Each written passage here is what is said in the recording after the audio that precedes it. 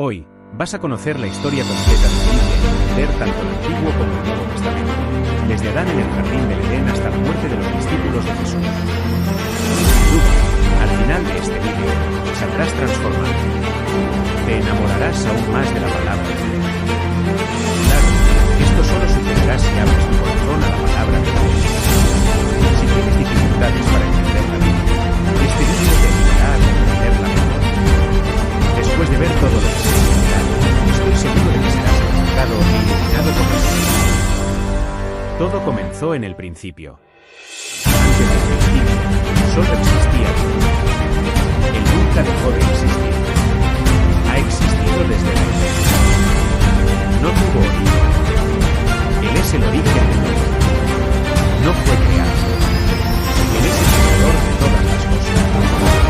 No comenzó a existir. Él es el Padre de la eternidad, un atributo exclusivo de Dios. En el principio, Dios creó los cielos y la tierra. En el sexto día, Dios creó al hombre a su imagen y semejanza, y del hombre creó a la mujer. Adán y Eva fueron creados perfectos, puros e íntegros. Vivían en plena comunión con Dios. Habitaban felices en el jardín de Dios como administradores de la creación humana. Sin embargo, cayeron en pecado. Una raza humana fue sumergida en este mismo pecado, pues no nos estábamos escuchando. Adán y Eva tuvieron dos hijos, Caín y Abel. Caín mató a su hijo, convirtiéndose en el primer asesino y fratricida de la historia. Más tarde, Adán y Eva tuvieron otro, Set. A través de él, comenzó a surgir una línea sanguínea orientada hacia Dios. Sin embargo, no pasó mucho tiempo antes de que la tierra se llenara de maldad y violencia. Dios decidió entonces destruir al hombre que había creado de la faz de la tierra. Pero había un hombre justo, Noé. Así, Dios envió el juicio a través del diluvio, salvando a Noé, su esposa y sus tres hijos, Sem, Cam y Jafet, con sus respectivas esposas, en el arca que habían construido. A través de los hijos de Noé, Dios reinició el origen de varios pueblos. Sem se convirtió en el padre de la nación egipcia. Cam se convirtió en el progenitor de las naciones cristianas y asirianas. Jafet originó las naciones israelitas. Más tarde, Dios eligió una familia para formar el pueblo que sería el instrumento para traer al Mesías prometido al mundo. Llamó a Abraham de Ur de los Caldeos. Abraham dejó su tierra y a sus parientes y se convirtió en un peregrino, levantando altares a Dios donde quiera que iba. La historia continuó con Abraham y sus sobrinos, quienes se convirtieron en los padres de la nación, los amonitas y los moabitas. Cuando Abraham dejó a Arán, tenía 75 años. Dios prometió que le tendría un hijo, el hijo de la promesa, y que sería el padre de una gran nación, y todas las familias de la tierra serían bendecidas a través de él. Abraham esperó 11 años para que la palabra de Dios se cumpliera. Entonces, Sarai, su esposa, al no creer más en Dios, envió su sierva Agar a Abraham para que pudiera tener un hijo. Así nació Isaac, quien se convirtió en el padre de una nación, el pueblo árabe, los mitos históricos del pueblo de Israel. Cuando Abraham tenía 19 años, Dios se le apareció y le mandó salir de su tienda y poner las estrellas. Entonces Dios le dijo que sus oraciones serían tan numerosas como las estrellas del cielo y la arena en la playa. Pero Dios también le reveló que sus descendientes serían esclavizados por un periodo de 430 años. Dios cambió el nombre de Abraham, que significa padre exaltado, a Abraham, que significa padre de una nación. Cuando el hijo de la promesa aún no había nacido, Abraham tenía 100 años y su esposa Sara, 90. Cuando Isaac nació, se casó con Rebeca, quien era estéril. Después de 20 años de matrimonio, Rebeca fue sanada y tuvieron dos hijos gemelos, Esaú y Jacob. Esaú se convirtió en el padre de los edomitas, mientras que Jacob, quien recibió el nombre de Israel después de su conversión, se convirtió en el padre de los israelitas. Jacob tuvo 12 hijos y una hija. A través de José, el penúltimo, la familia de Jacob se trasladó a Egipto con 70 personas. Allí se establecieron en la tierra de José, una región fértil. Estos 70 individuos se multiplicaron de manera extraordinaria. Después de 400 años en Egipto, salieron bajo el liderazgo de Moisés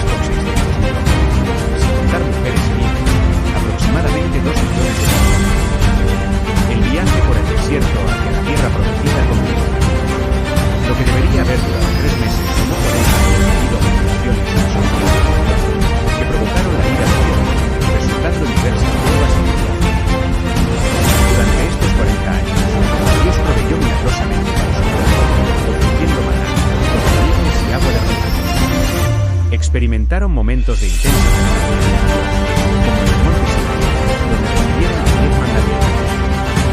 Sin embargo, también enfrentaron a los testigos cuando se levantaron de la fe, como el episodio del becerro de oro. Finalmente, bajo el liderazgo de Josué, sucesor de Moisés, los israelitas entraron en la tierra, conquistándola con la ayuda de Dios. No obstante, la vida en Canaán era lejos de Saúl. Fue un periodo de gran inestabilidad bajo Israel durante la época de los jueces. El pueblo hacía lo que bien le parecía debido a la dureza de sus corazones. Fueron oprimidos por muchos enemigos. En ese periodo, Dios levantó líderes de gran estatura, como Gedeón, Jefté, Sansón y Samuel, quienes guiaban y lideraban a los israelitas de sus opresores, intentando devolver al pueblo al camino de la fe y obediencia a Dios. Después de este largo periodo, comenzó una nueva fase, la monarquía. El pueblo de Israel, al observar a las naciones vecinas, dio un reto. El pueblo ya no quería que Dios reinara sobre ellos. Samuel, el último juez, ungió a Saúl como rey de Israel. Saúl gobernó durante 40 años. Comenzó bien, pero terminó mal. Inició su reinado con humildad, pero sucumbió a la lujuria, la impiedad y finalmente a la porfía y apostasía. Después de él, David asumió el trono, también durante 40 años, trasladando la capital de Israel de Hebrón a Jerusalén. Su reinado fue exitoso. David fortaleció su reino y se convirtió en el rey más destacado de Israel, acumulando riquezas, conquistando tierras, derrotando ejércitos, caminando con Dios y siendo un hombre conforme al corazón de Dios.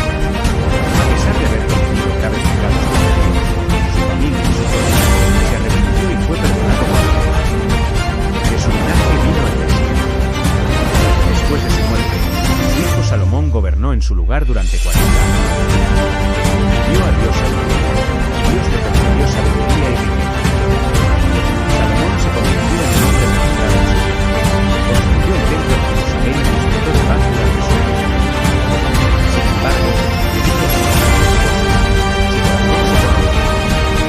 Solo en ese momento, Salomón se volvió a Dios y se arrepintió de sus pecados. Así, tuvimos 120 años de rey. Saúl cayó en la trampa de David en la trampa del adulterio y Salomón en las garras de la idolatría. Dios concedió al pueblo el deseo de tener reyes, pero el pueblo tuvo que sufrir las consecuencias de esa elección. Después de la muerte de Salomón, el reino se dividió porque su hijo Roboam se negó a escuchar la petición del pueblo de aliviar los pesados impuestos. El esplendor y el lujo del gobierno de Salomón fueron sostenidos por el trabajo de los obreros, asfixiados por impuestos exorbitantes. Aprovechando la transición de poder, el pueblo exigió cambios. Como no tuvieron éxito, no pudieron alinearse con el nuevo rey.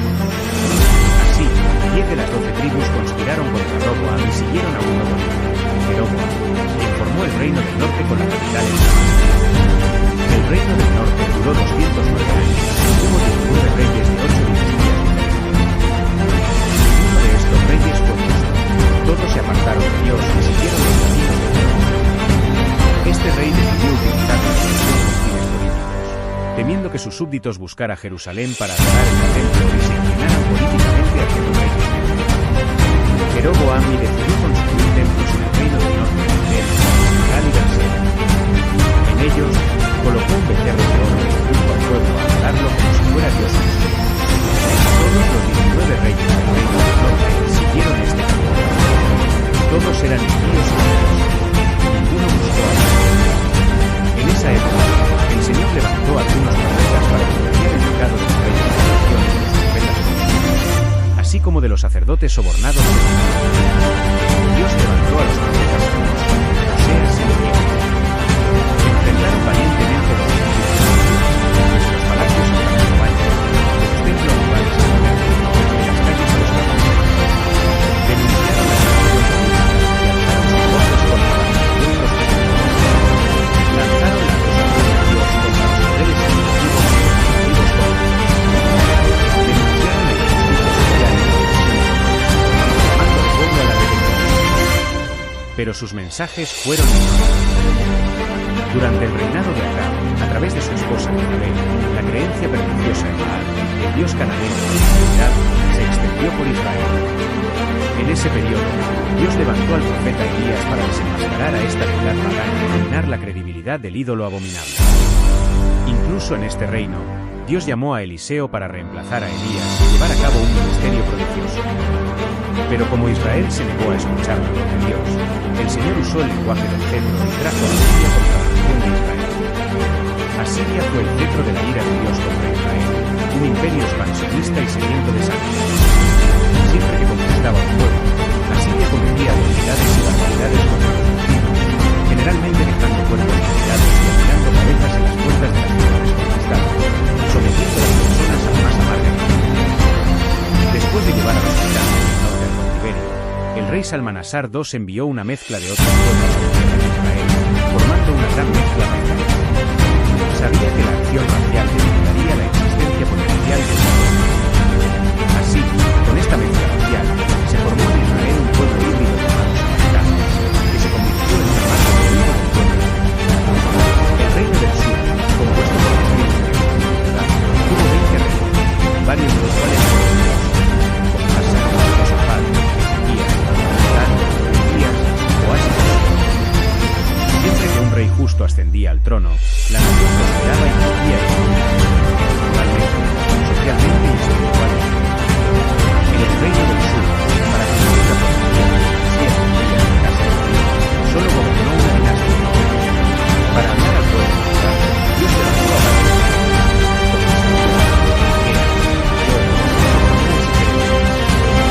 la nación también se convirtió en una no escuchando la voz de Dios. Entonces, de la misma manera, Dios le confirmó y entregó al ejército babilónico, entregándolos en manos de sus enemigos. El pueblo de Judá fue llevado al cautiverio babilónico. El reino del sur, llamado Judá, duró 345 años después de 2 siglos. Nebuzaradán invadió Jerusalén y destruyó su gloria. El templo fue destruido y el pueblo llevado al cautiverio, dejando la ciudad en una inmensa desgracia. El pueblo estuvo en cautiverio durante 70 años, como lo profetizó Dios al profeta Jeremías. Durante el periodo del cautiverio, Dios levantó a los profetas Jeremías, Ezequiel y Daniel. En ese periodo, el pueblo fue purificado de la idolatría y surgieron las sinagogas. Después del tiempo determinado por Dios, el pueblo de Judá regresó a su tierra. En ese momento, Babilonia ya había caído en manos del imperio medo-persa. Sí, profetizado por Dios 200 años antes de su nacimiento, liberó al pueblo judío y abrió las puertas para su retorno a la tierra de Abraham. El pueblo regresó en 3 grupos, bajo el liderazgo de Zorobabel para la reconstrucción del templo, bajo el liderazgo de Esdras para la enseñanza de la ley y bajo el liderazgo de Nehemías para la reconstrucción de las murallas y la reconstrucción política y espiritual del pueblo. Tan pronto como regresaron del cautiverio y comenzaron la reconstrucción del templo, los judíos comenzaron a intentar proclamar. Primero, los astutos samaritanos intentaron unirse a ellos en la obra para desestabilizarlo, una vez que la propuesta de asociación fue rechazada. En una segunda etapa, los samaritanos comenzaron a amenazar. Luego, los samaritanos decidieron al reino de la tierra, acusando a los judíos de conspirar contra el reino de los reyes. Ante esta nefasta persecución, el trabajo en el templo fue interrumpido durante aproximadamente 20 años. Durante este periodo, el pueblo perdió el celo por la casa de Dios y comenzó a explotar sus propios sacerdotes, construyendo y construyendo sus propias casas de Dios, que estaba en los cielos. En ese tiempo, Dios levantó a los profetas para llamar al pueblo a la venida. El mensaje de estos profetas tuvo un efecto rápido y profundo, y el pueblo se arrepintió y volvió con entusiasmo para concluir la reconstrucción del templo. Entonces hubo un gran avivamiento espiritual, una reorganización en las familias y en el sacerdocio, y un retorno de corazón a Dios. Pasaron aproximadamente 100 años y surgió una nueva generación. Ahora, el pueblo continuaba yendo al templo y ofreciendo sacrificios, pero ya no honraba a Dios. Ofrecían animales ciegos, enfermos y lisiados como holocaustos, desrespetando la mesa del Señor y considerándola profanada. Los sacerdotes se corrompieron y dejaron de enseñar la palabra de Dios al pueblo. La familia fue profundamente afectada, los matrimonios comenzaron a desmoronarse, resultando en divorcio. El pueblo dejó de creer que Dios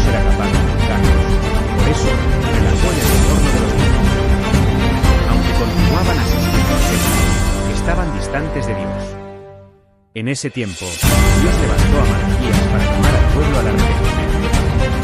Así se cerró el Antiguo Testamento, 400 años antes de Cristo. Después del profeta Malaquías, hubo un largo periodo de 400 años conocido como el periodo bíblico o periodo de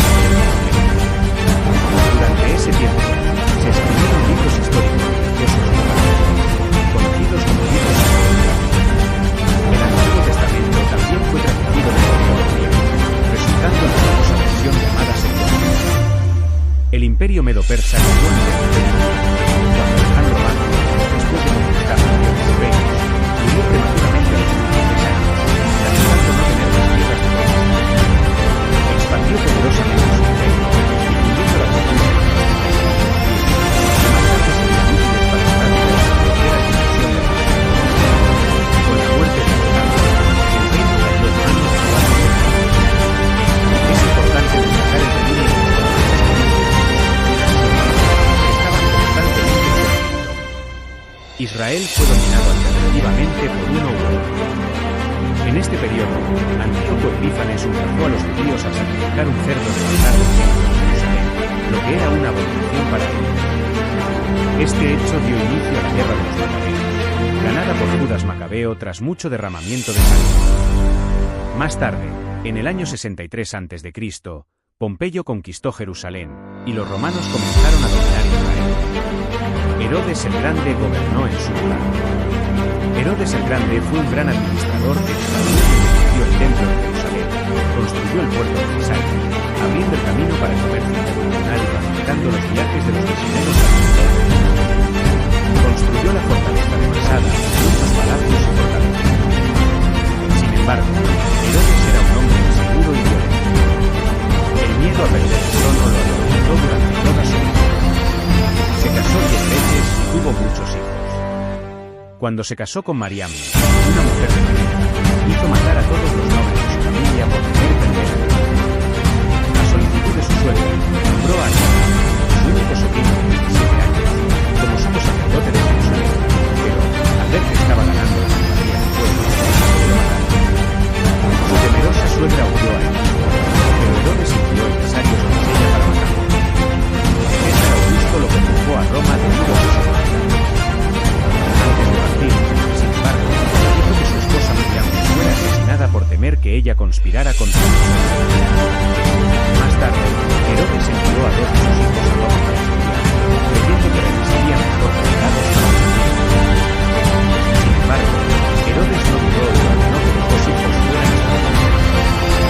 Antes de morir, dijo que su hermana sacrificaba matar al menos a un noble de la ya que ella había dado a su hermano.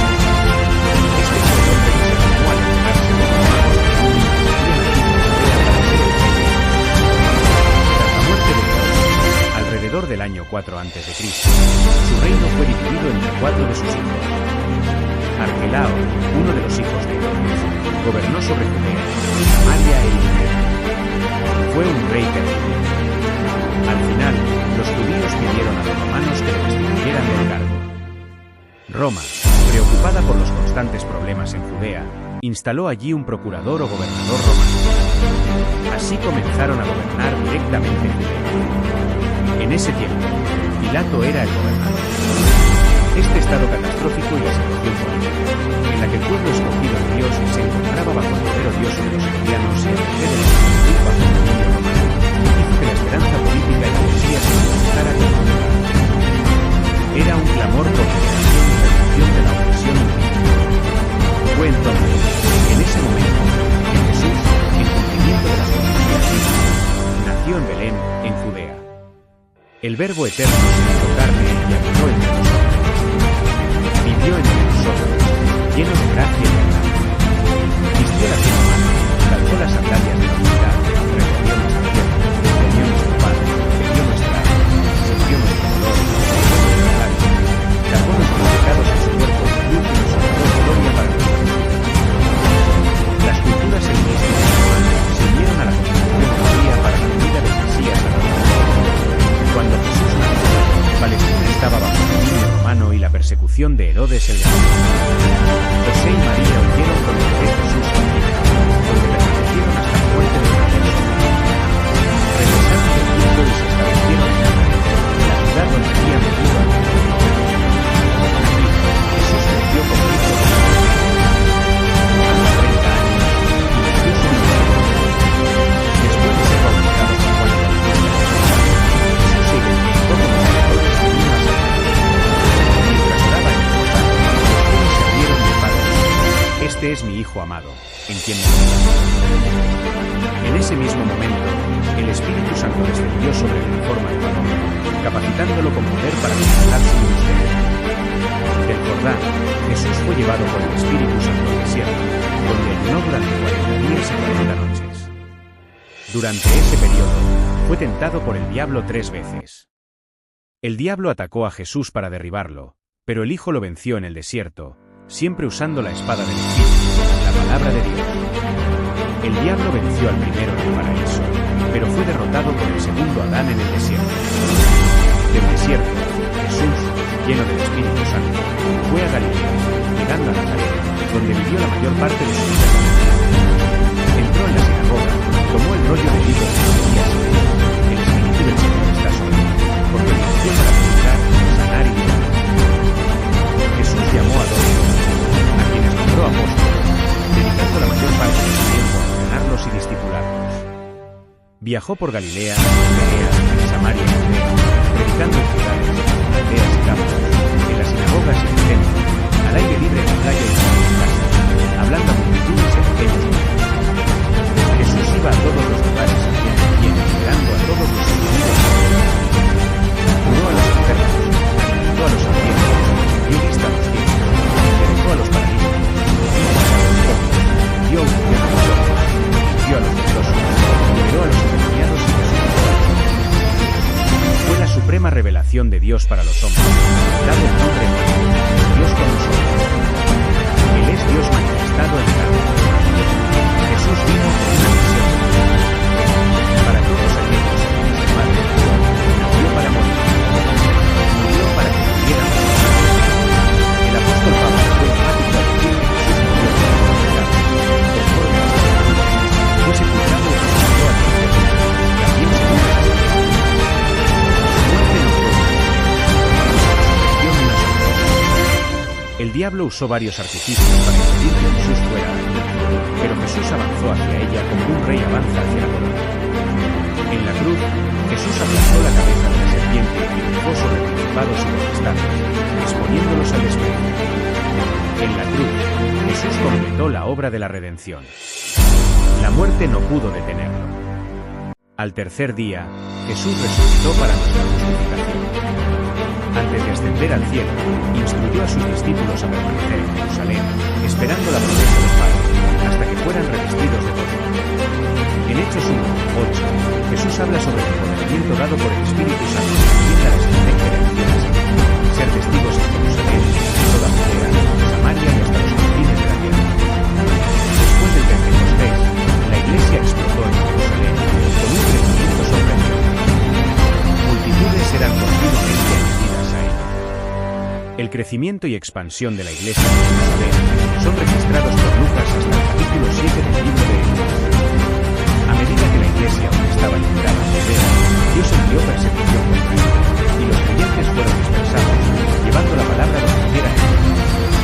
Así, Felipe llegó a Samaria, rompiendo las barreras de enemistad y predicando el evangelio con poder. El pueblo se alegró al oír y ver la bendición que Dios hizo a través de él. Diácono predicador. Él predicaba tanto con las palabras como con los hechos. A través de la imposición de las manos de los apóstoles Pedro y Juan, los samaritanos también recibieron el Espíritu Santo. El Evangelio se expandió más allá de las fronteras de Israel con la conversión del perseguidor de la Iglesia, Saulo de Tarso, en el camino a Damasco. Posteriormente, una iglesia, la Iglesia de Jerusalén, se convirtió en una de las misiones para los pueblos cristianos. Después de eso, Felipe y Saulo emprendieron su primer viaje misionero a la Iglesia, pasando por Persia, estableciendo iglesias y constituyendo ancianos.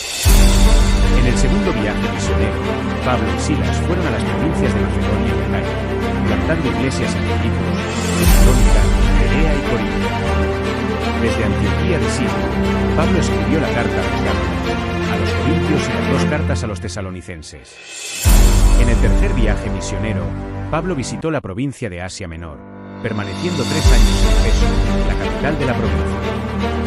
Desde allí, escribió las dos cartas a la iglesia en Corinto.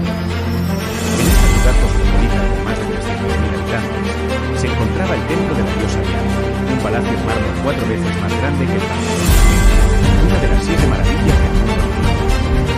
Durante los años que Pablo pasó en Asia Menor, se plantaron iglesias en toda la región, como las de Pérgamo, Tiro, Sardis, Laodicea, Colosas y Hierápolis. Debido a la hambruna que devastó el mundo durante el reinado del emperador Claudio, los judíos fueron expulsados de Roma, según se registra en Hechos 18. Pablo entonces hizo una gran colecta en las iglesias gentiles para llevar ayuda a los pobres en el mundo. Al partir hacia Jerusalén, informó a los ancianos de Éfeso que lo que necesitaba de esta comunidad eran misiones y filosofía.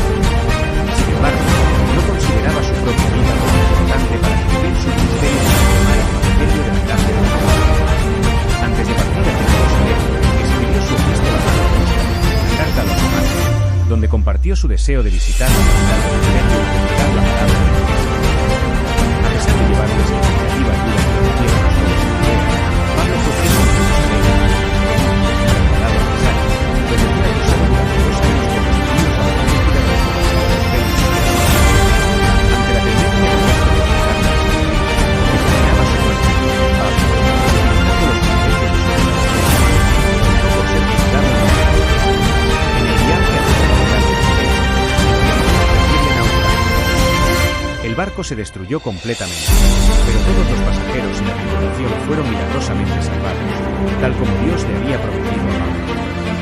En la isla de Malta, a la que llegaron, una víbora mordió la mano de Pablo, pero Dios neutralizó el veneno letal del serpiente y además usó a su siervo para curar a todos los enfermos en la isla. Así, los malteses enviaron a Pablo a Roma con todas sus necesidades cubiertas. Allí, Pablo permaneció preso durante 2 años en una casa alquilada. Desde allí, evangelizó a la Guardia Civil, animó a los creyentes a trabajar y escribió cartas a los efesios, a los filipenses, a los colosenses y a Filemón. Después de ese periodo, Pablo fue liberado de la prisión y escribió la primera carta a Timoteo y la carta a Tito. Sin embargo, a partir del año 64, la persecución a la iglesia y a la iglesia religiosa se convirtió en política, y Pablo regresó a la prisión, siendo confinado en una mazmorra, un sótano oscuro, húmedo e insalubre. El 17 de julio del año 64, la ciudad de Roma, con más de 1 millón de habitantes, fue incendiada. Nerón, el emperador, vestido como actor, subió a lo alto del torre, desde donde observó el impresionante espectáculo de las llamas de Nerón. El incendio duró 7 noches y 6 días. Cuando las llamas se apagaron, el 70% de la ciudad estaba destruida. De los barrios de Roma, 10 de ellos fueron devastados totalmente. Los 4 barrios densamente poblados por judíos y cristianos proporcionaron a Nerón un área para ocupar a los cristianos con el incendio de Roma. Comenzó entonces una brutal persecución contra la iglesia. Faltaba madera para hacer, tal era el número de cristianos cristianos. Los creyentes eran usados cubiertos de quemados vivos para eliminar la iglesia. Fue una verdadera masacre. A partir de esta segunda ocasión, Pablo escribió su último libro, la segunda carta a Timoteo, en la cual relató la llegada de su propio martirio y la gloriosa esperanza de recibir la corona de justicia. Así, alrededor del año 67, el veterano apóstol fue decapitado, dejando, sin embargo, un legado bendecido para las generaciones posteriores, el Nuevo Testamento. Fue escrito a lo largo de un periodo de 50 años. Tenemos 4 libros gráficos, los 4 evangelios, de los cuales 3 son sinópticos, es decir, vistos desde la misma perspectiva, los evangelios de Mateo, Marcos y Lucas. El enfoque de Mateo es presentar a Jesús como el rey de los judíos, escrito para los judíos, contiene el mayor volumen de citas del Antiguo Testamento y es el más judío de los evangelios. El enfoque de Marcos es presentar a Jesús como un siervo, escrito para los romanos, es el evangelio que se concentra más en las obras de Jesús que en sus enseñanzas.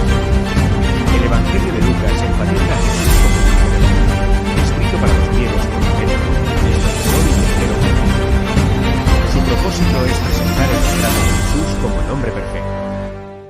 Por lo tanto, Lucas es el evangelista que más habla sobre la vida y la fe de Jesús y su ministerio realizado por el poder del Espíritu Santo. Juan, escrito al final del primer siglo para refutar el cristianismo, una herejía perniciosa que negaba la divinidad de Cristo, tiene un enfoque diferente al de los demás.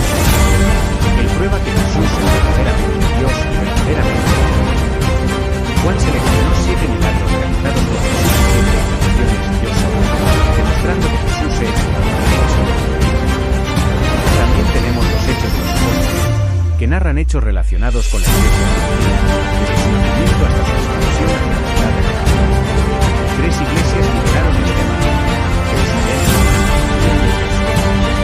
4 provincias del Imperio fueron alcanzadas: Galacia, Macedonia, Acaya y Asia. El libro de Hechos no tiene conclusión, ya que la historia de la Iglesia continúa. Somos herederos y colaboradores de la Iglesia que nació en Jerusalén. También tenemos las cartas del apóstol Pablo a los Filipos, Colosas y Tesalónica, además de sus cartas personales a Timoteo, Tito y Filemón.